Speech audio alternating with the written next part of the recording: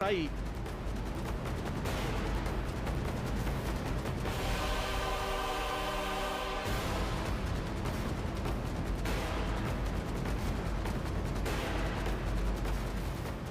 भारत के संस्कृति मंत्रालय के अंतर्गत आने वाली यह संस्था देश में ऐतिहासिक धरोहरों के संरक्षण का काम करती है। इसे अंग्रेजों के शासनकाल के समय साल 1861 में बनाया गया था।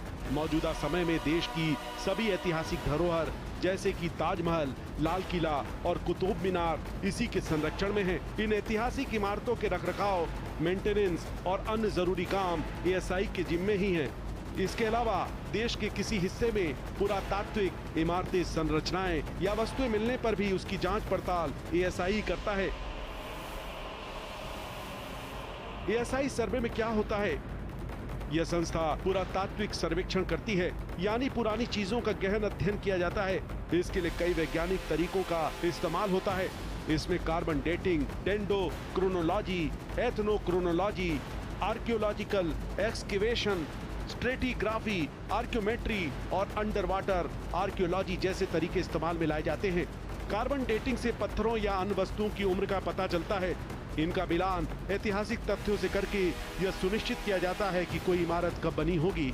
इसके अलावा ग्राउंड पेनेट्रेटिंग राडार का इस्तेमाल करके जमीन के नीचे का सर्वे किया जाता है। ज्ञानवापी में इसी तरीके का इस्तेमाल किया जाएगा। हालांकि अभी वजू खाने का सर्वे नहीं किया जाना है। पत्थरों के प्रकार, उनकी जुड़ाई के समय और अन्य तथ्यों के अध्ययन के लिए केमिकल स्टडी भी की जाती है। काफी मस्जिद और काशी विश्वनाथ मंदिर का विवाद भी है। स्कंद पुराण में उल्लेखित 12 ज्योतिर्लिंगों में से काशी विश्वनाथ को सबसे अहम माना जाता है। काशी विश्वनाथ ज्ञानवापी विवाद में पहला केस 1991 में वाराणसी कोर्ट में दाखिल हुआ था, जिसे काशी विश्वनाथ मंदिर के पुरोहितों के वंशज पंडित सोमनाथ व्यास, संस्कृत प्रोफेसर डॉक्टर रामरंग शर्मा और सामाजिक कार्यकर्ता हरिहर पांडे ने दायर किया था। इसमें ज्ञानवापी परिसर में पूजा की अनुमति मांगी गई।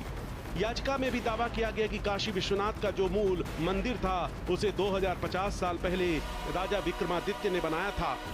1669 में औरंगजेब ने इसे तोड़ दिया और इसकी जगह ज्ञानवापी मस्जिद बनवा दी। इस मस्जिद को बनाने में मंदिर के अवशेषों का ही इस्तेमाल किया गया। वहीं इस केस के कुछ महीने बाद सितंबर 1991 में केंद्र सरकार ने पूजा स्थल का कानून बना दिया।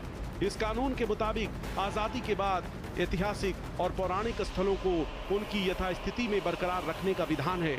मस्जिद कमेटी ने इसी कानून का हवाला देते हुए इलाहाबाद हाई कोर्ट में सोमनाथ व्यास, रामरंग शर्मा और हरिहर पांडे की याचिका को चुनौती दी थी।